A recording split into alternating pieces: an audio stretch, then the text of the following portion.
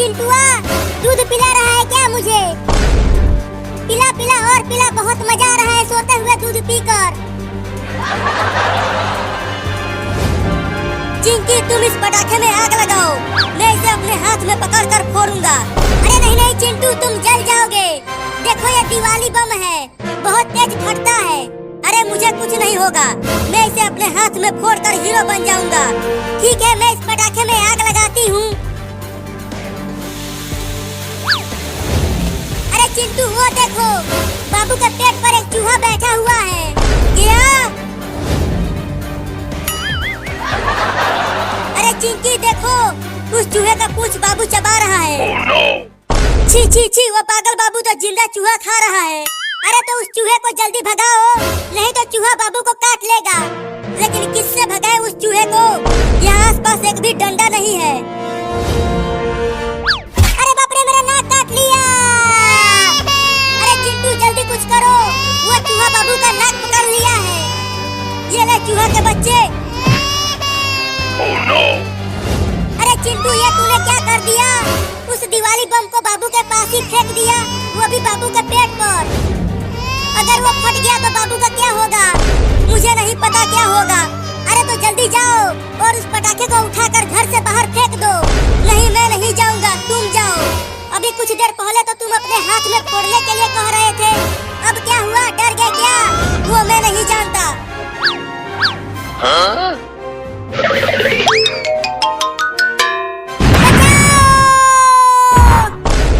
अरे दादा, हड्डी पसली एक हो गई।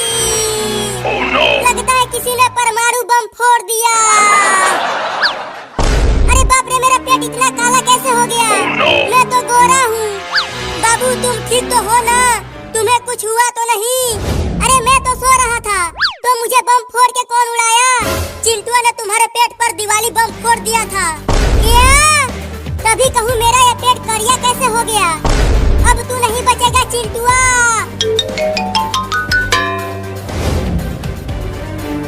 रुक जा कमीना, तू मुझसे बच नहीं पाएगा।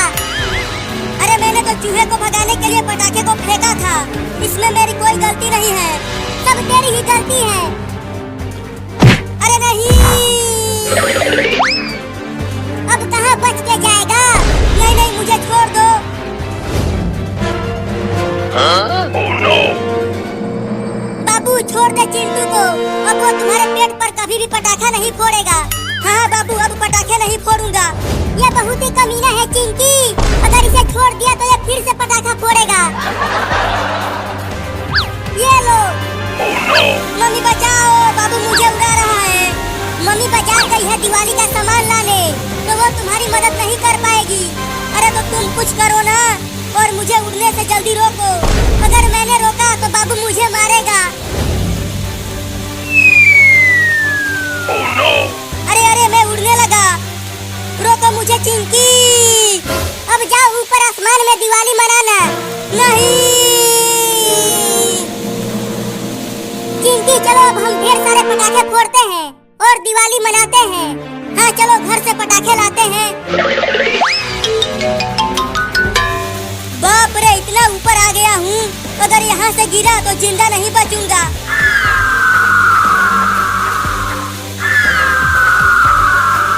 अरे ओ गिद्ध भाई, बचा लो मुझे। मेरा रस्सी खोल दो और मुझे बचा लो गिद्ध भाई, मैं तुम्हें ढेर सारा खाना खिलाऊंगा। Huh?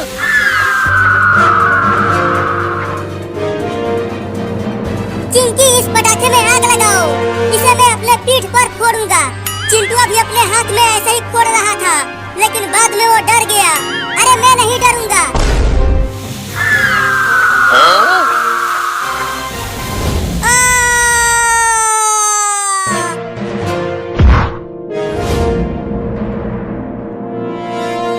अब अपना बदला लूंगा उस बाबू से। चिंकी तुम हटो, मैं फोड़ूंगा। ठीक है, फोड़ो। Oh, no! अरे चिंकी, आग लगाओ, क्या कर रही हो? ठीक है, लगाती हूँ। Oh, no! अरे मैं मर गया।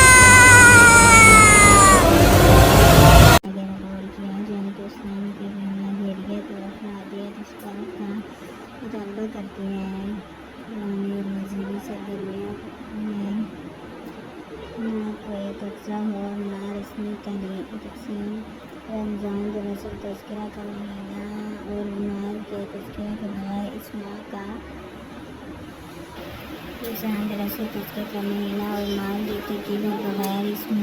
کا تصور نہیں کیا جا سکتا۔ معاشی معاملات کے حوالے سے رمضان کریم سب سے پہلے جس پہلو کی طرف تمام اہل ایمان کے مترادف وہ اللہ کے خوف کے ساتھ خرید و فروخت کرنا ہے۔ اگر ایک شخص رمضان کے روزے رکھ رہا ہو لیکن ناک توڑ میں کمی اور نہ کاروبار مال کی امداد مال کا بیچ رہا ہو تو اس سے روزہ کوئی فائدہ نہیں پہنچا سکتا۔ جس میں وہ آتا ہے سلمہ رضی اللہ تعالیٰ عنہ سے روایت ہے کہ نبی صلی اللہ علیہ وسلم فرماتے ہیں قیامت کے دن اللہ کی دولت سے آدمی ہٹ نہیں سکتا جب تک اس سے 5 باتوں کے بارے میں حساب نہیں دیا جائے گا۔ اس سے پوچھا جائے گا کہ عمر کا مشاغل میں گزاری، دین کا علم حاصل کیا تو اس پر کہاں تک عمل کیا، مال کہاں سے کمایا، مال کہاں خرچ کیا، جسم کو کس کام میں بھلایا۔ رمضان کے آغاز سے اختتام تک ایک روزہ دار کو روزانہ ایسے حالات کا سامنا کرنا پڑتا ہے جس میں معمولی سی غلط بیانی سے کاروبار میں بہت مالی مفاد حاصل کیا جا سکتا ہے۔ یعنی وہ مرحلہ ہوتا ہے جس میں انسان اللہ تعالیٰ کے خوف اور آخرت میں جوابداری سے احساس کی بنا پر دنیا کے بڑے سے بڑے نفع کو اللہ تعالیٰ کی ناراضگی سے دل سے ٹکرا دیتا ہے۔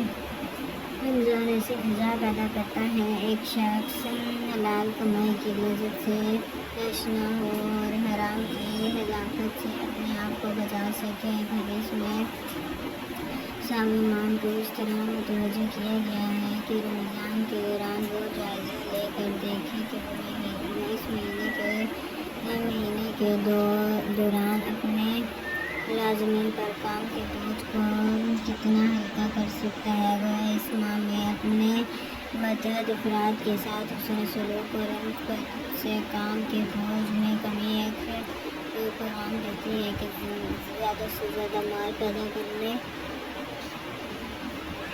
ملازمین کے ذریعے معاشی ہدایات کے حصول کے تصور پر نظر ثانی کی جائے اور کسی انسان پر اس کی برداشت سے زیادہ بوجھ نہ ڈالا جائے، بلکہ یہ سوچا جائے کہ اگر ہم یہ چاہتے ہیں کہ آخرت میں جب ہم سے حساب کتاب لیا جائے تو ہماری ساتھ نرمی کا رویہ ہو، جیسے کہ ایک دعا نبی کریم صلی اللہ علیہ وسلم کی تعلیم کیا گیا ہے کہ میں نے رسول اللہ صلی اللہ علیہ وسلم کو نمازوں میں یہ دعا کرتے سنا ہے، نماز بھی حساب یسیر ہے، اللہ مجھ سے آسان مجالسین نماز پوچھو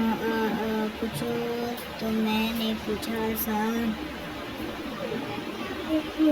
کا کیا مطلب ہے؟ آپ صلی اللہ علیہ وسلم نے فرمایا آسان اور صابر ہے کہ بندے کا اعمال نامہ دیکھے بغیر اس کی برائیوں سے درگزر کرے۔ پھر فرمایا عائشہ جس کا حساب لیتے وقت ایک چیز کی گرد کی گئی تو اس کی خیر نہیں، تو ہمیں اپنے متحد کام کرنے والوں کے ساتھ بھی نرمی کا رویہ اختیار کرنا چاہیے۔ رمضان کریم نرمی روح کا احساس دلاتا ہے۔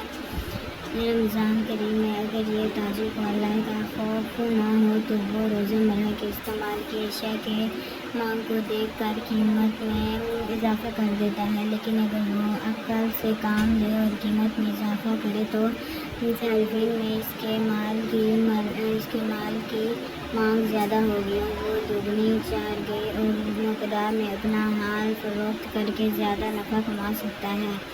حالانکہ رمضان کے دور میں حکومت اور معاشرے کے باعث ताजिर को इस पहलू की मुताबिक किराया अशिया की कीमतों में इजाफे कर पाया। ताजिर ज़्यादा अशिया के फरोख्त होने की बना पर अपने ज़्यादती नफ़े में इजाफा कर सके। रोज़े का आगाज़ और तकमील की बुनियाद अल्लाह ताला की मुकर्रर की हुई हदूद के एहतमाम से होता है। चुनांचे इस वक्त तक सहरी के खाने की इजाज़त है जब मुसलमान मर्द और औरत अपने वक्त तक सहरी का इस्तेमाल करते हैं। इस तरह जिस वक्त अफ्तारी करने की इजाज़त है उस वक्त अफ्तारी की जाती है। गोया ये अल्लाह की मिक़दार की हुई हदूद की पाबंदी और इन पर शिद्दत से अमल करने की तरबियत है। यही वो असूल है जो रमज़ान के दौरान ज़्यादा ताजिर को सिखाया है कि वो किस हद तक नफ़ा कमा सकता है। अल्लाह ने तिजारत को हलाल इसलिए किया है कि इससे कारोबार में बरकत होती है, माल में इजाफा होता है, लेकिन ये इजाफा किसी नौयत का हो या दूसरों के हुकूक के असूल का इस्तेमाल करके एक इखलाकी ज़ब्त में रहते हुए नफ़ा कमाता है। गाहक का मतलूबा मियार का माल में मिली और एक गैर ज़रूरी माली बोझ भी ना पड़े। रमज़ान के दौरान एक ताजिर और सनअतकार वही सोचने पर मजबूर होता है कि वो जिन ज़राए से माल कमा रहा है वो कहाँ तक खुद हलाल है। मसलन अगर ये सनअत कार्रवाई कारोबार में रकम लगा रहा हो जो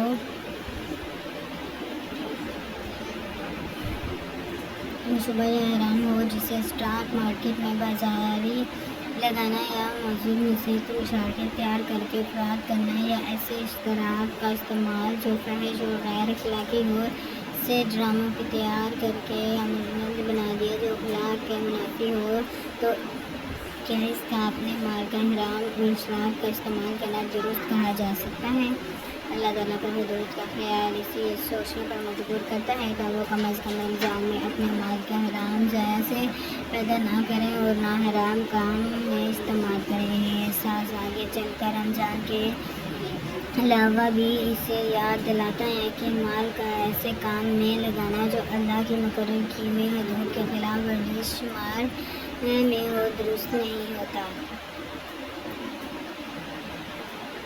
रमज़ान का एहतराम न सिर्फ हराम से बचने की तरबियत देता है बल्कि मुस्बत तौर पर ऐसे कारोबार का तरजीह पर उभरता है जो इंसान की तलाह और माशरे में मुआशी अदल का क़याम कर सके। रमज़ान बैनुल-अक़वामी सतह पर तिजारत के फराह का मौका फराहम करता है। चूँकि ताजिर गवर्नर शांत या इस्लामाबाद में रहता हो चाहता है कि वह मुनासिब कीमत पर मराकश और ईरान सऊदी अरब की बेहतरीन खजूरें जो कतार और इस्लामाबाद के बाज़ारों में फराहम कर सके, वो इस गर्ज से इंटरनेट के ज़रिए ममालिकिन की ताजिरों से रब्ता करता है और आखिरकार इस कोशिशों से ज़ार में दूर पैदा होने वाली खजूर से बेशुमार अफराद लज़्ज़त याफ्ता होते हैं।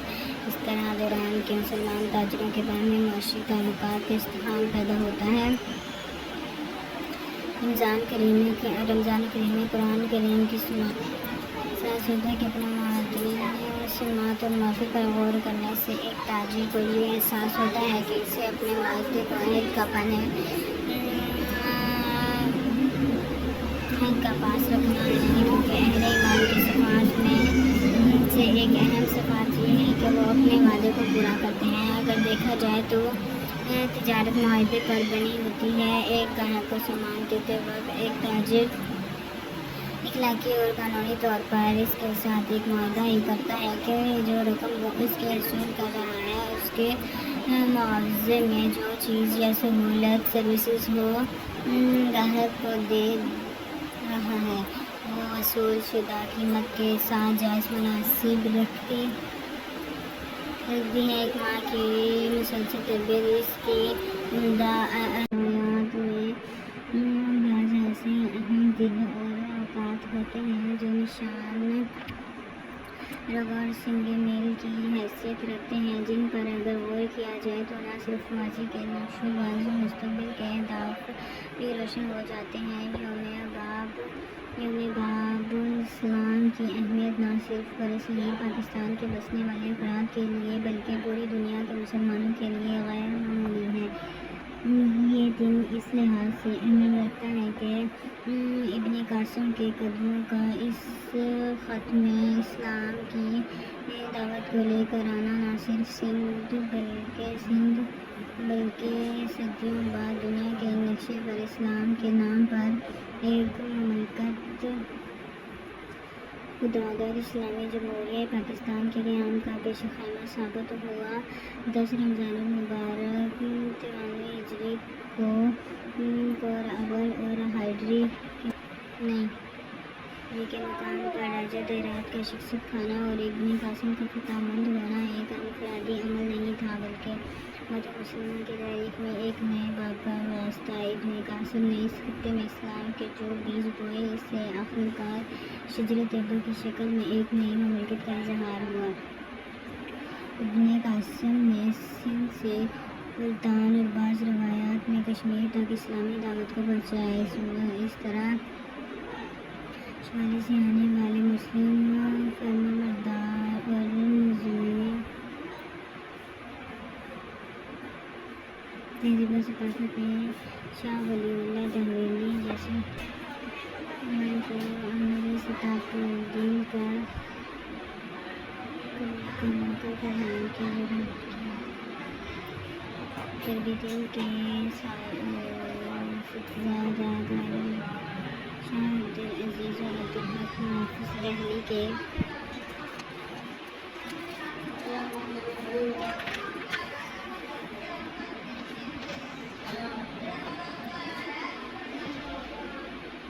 ولی شاہ صاحب کی قرآن فکر کو آگے بڑھانے میں امداد نبوجن شاہ صاحب کے جانشوں میں شاہ اسماعیل شاہ جیسے افراد کا ظہور ہوا۔ اگر غور کیا جائے تو اس واقعے کے غیر معمولی گہرے ثقافتی، تاریخی اور عملی اثرات نہ صرف اہلیان پاکستان قبلہ موشوق وسیع جنوبی مشرقی ایشیا اور یورپ امریکہ تک پہنچے اور اس خطے سے ایسے اہل فکر ابھرے جن کی فکر میں مغرب و مشرق پر گہرے نقشے چھوڑے دور جانے کی ضرورت نہیں۔ صرف 20ویں صدی میں خطے نے عالم اسلام اور دنیا کو علامہ اقبال، علامہ ابو عبداللہ ابو حسین ندوی جیسی شخصیات دی۔ یہ واقعہ اس لحاظ سے بھی اہمیت رکھتا ہے کہ یہ اہم یاد دلاتا ہے کہ رمضان ہی میں مہینہ تھا، یعنی وہ مہینہ تھا جس میں پہلے اسلامی مکہ بدر کے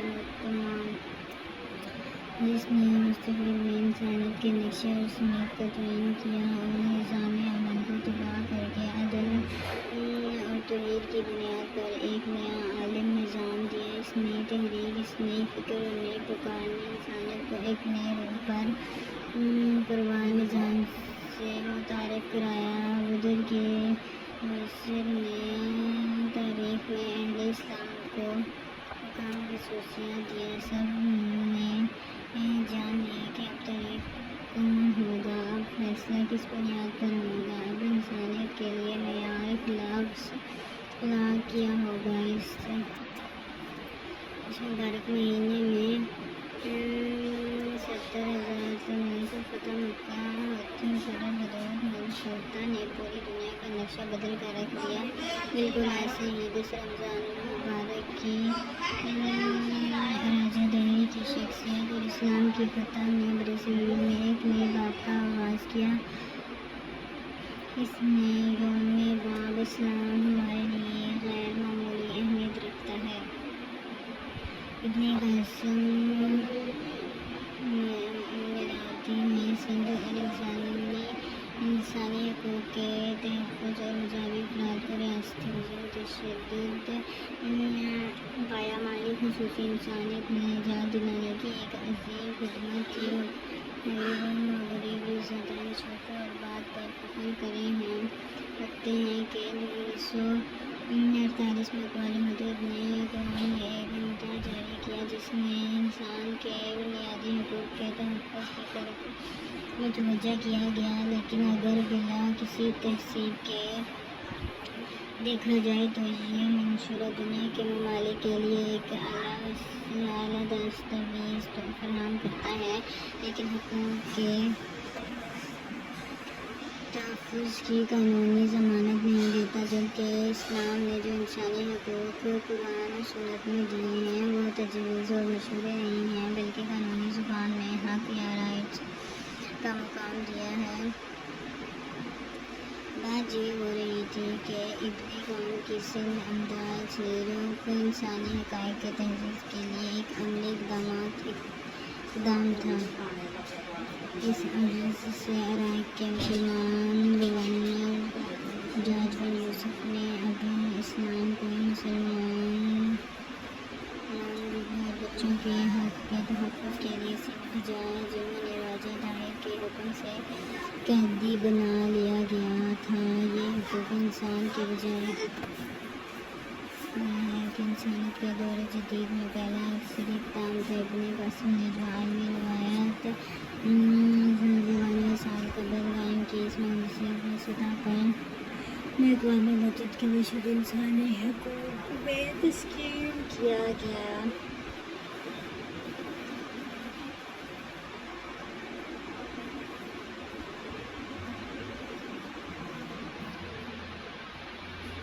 اقوام متحدہ کا مشورہ انہیں ان کا پیدائشی حق دلانے میں ناکام رہا ہے۔ بہت واضح مثالیں فلسطین اور کشمیر کے مسلم انسانوں کی جدوجہد آزادی ہیں۔ ابن قاسم نے سندھ میں جس روایت عالم کا آغاز کیا، اس نے سندھ کی مروجہ جاہلی تہذیب کے تو حمیت بت پرست اور فرما بردار کے اختیارات کی جگہ وحی اہلی اور علم پر بنی ایک نئی ثقافت کو مترادف کرایا۔ سندھ میں ٹھٹھا علم، فکر اور ثقافت سرگرمیوں کا مرکز بنا دیا گیا۔ نئی شکل اختیار کی۔ سندھ کاشی، ٹائلوں اور ہندی شکلوں میں بننے والے رنگ برنگے ظرفوں کی برآمد کی ایک بڑی منڈی بن گیا۔ ایک وہ سرزمین جہاں پرست پر کا جبری تھا، انہوں نے اپنے ہاتھوں اور کشے ہوئے اسلاج گونجی تھی، اور وہاں ہاتھ جو کال تک انسانی مجسمے اور ثابت ہوتے ہی اور بت بنتے تھے۔ کاشتکار ٹائل اور گھریلو استعمال ٹائرزن تزئین و رہائش میں استعمال ہونے والے ظرائف کی تحقیق کے لیے مشہور ہو گئے۔ اب انسانی شکلوں کی جگہ فطرت سے قربت بھول بتوں اور ہندو شکلوں نے لے لی، اور فن سازی عدل انصاف کے پھیلانے کا ایک ذریعہ بن گیا۔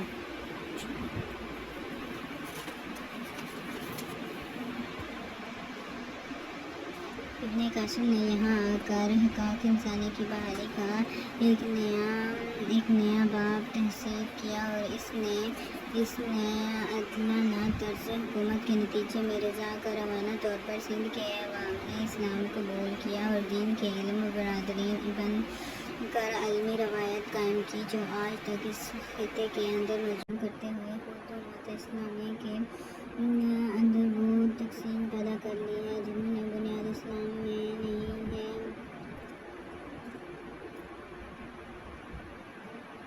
روایتی یہاں لایا ہوا پیغام کے بالکل یہ ہے۔ آج صورتحال یہ ہے کہ ہم اپنے آپ کو مختلف ذاتوں کے لحاظ سے، زبانوں کے لحاظ سے، نسلوں کے لحاظ سے، برداروں کے لحاظ سے، علاقوں کے لحاظ سے تقسیم کرتے ہیں، اور بڑے فخر سے یہ بات کہتے ہیں کہ ہمارے ہاں شادی صرف ہماری ذات میں ہوتی ہے۔ ابن قاسم نے باب اسلام کے ذریعے جس روایات کو یہاں پر قائم کیا، وہ روایات وہی تھی جس کو مدینہ منورہ اور مکہ مکرمہ میں رسول اللہ صلی اللہ علیہ وسلم نے دین اسلام کے بنیادی اصولوں کی روشنی میں ہمیں سمجھایا تھا۔ دین اسلام میں انقلابی طور پر ذات اور معاشی جداداری کو ختم کرنے کے بعد مساوات انسانی کا درس دیا تھا۔ ابن قاسم کے دور میں کوئی تفریق نہ ذات کی بنیاد پر کی گئی، نہ زبان کی بنیاد پر کی گئی، نہ نسل کی بنیاد پر کی گئی، نہ پیسے کی بنیاد پر کی گئی، نہ تمام تفریقات کو دور کرتے ہوئے ایک ایسے معاشرے کی بنیاد رکھ دی گئی جو اسلام کے عالمگیر عادلانہ اصولوں کا نمایاں ہو۔ یوم باب الاسلام کی اہمیت اسی بنا پر ہے کہ اس تاریخی واقعہ نے سندھ کے نسلوں انسانوں اندر راہ روایات سے آزاد کر دیا۔ یہ دن ہمیں یاد دلاتا ہے کہ سندھ میں ہماری تہذیبی اور ثقافتی جڑیں کسی سرزمین میں پوچھتا ہے۔ سندھ میں باب الاسلام کی مثال ایسی ہی ہے جیسے مصر میں عمر بن عاصی کے فتح اثر کے بعد وہاں یہ تاریخ کا ایک روشن اور دور شروع ہوا، اور ماضی کی تاریخیں جن ہی حضرت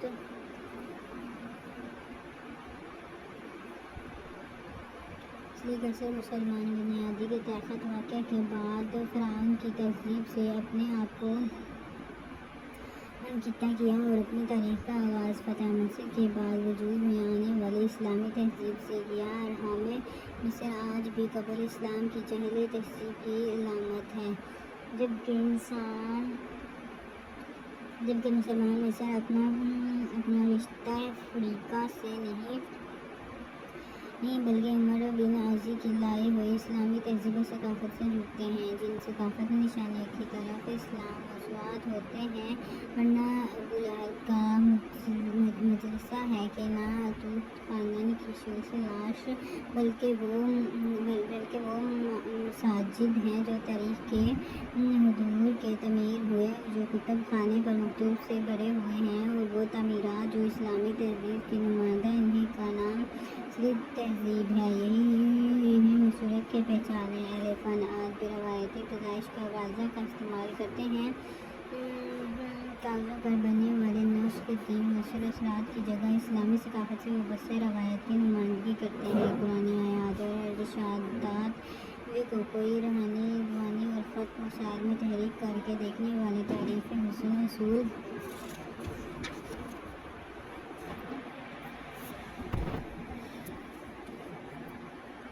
کرتے ہیں۔ اگر غور کیا جائے تو یوں باب الاسلام دراصل ایک نئی ثقافت، ایک نئی تہذیب، ایک نئے رجحان کے آغاز کی علامت ہے۔ یہ میز باہر سے آئے ہوئے ایک فرد کی فتح کی داستان نہیں ہے، کیونکہ یہ فتح جس بنا پر ہوئی وہ کوئی استحالی حملہ نہ تھا، بلکہ یہاں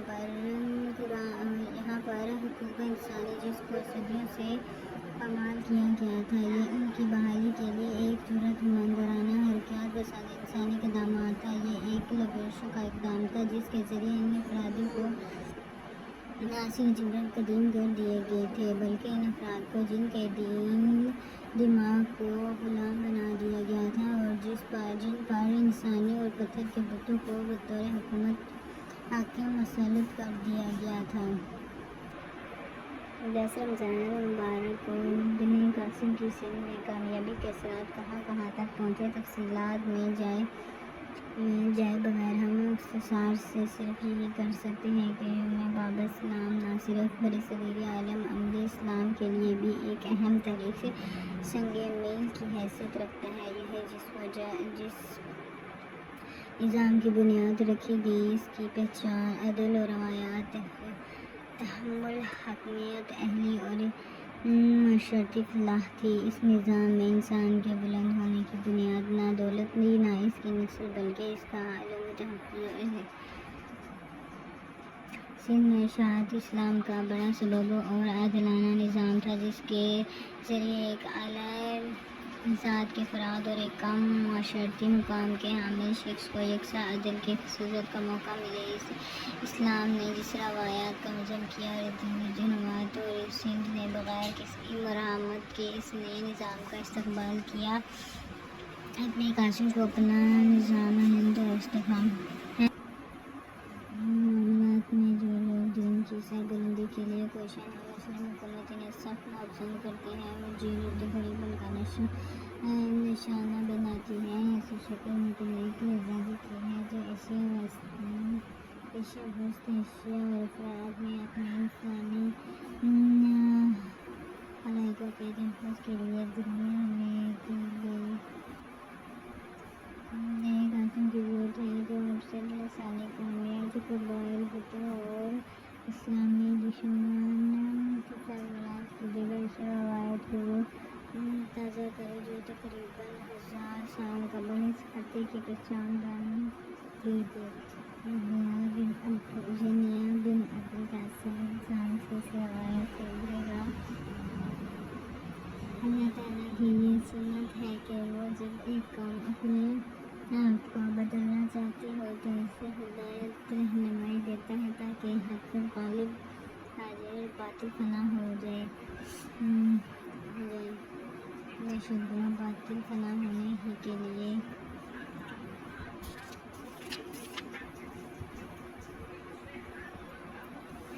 रमज़ान और जश्न पूरे रमज़ान करेंगे। रमज़ान को अपना महीना कहा है, गोया पूरे एक माह तक अल्लाह सुब्हानहू व तआला की तरफ से इंसानियत की हिदायत और फलाह के लिए नाजिल किए जाने वाले कलाम अज़ीज़ से अपने ताल्लुक़ को, अपनी मोहब्बत को, अपनी वाबस्तगी को ताज़ा किया जाए। और ये महीना जश्न कुरान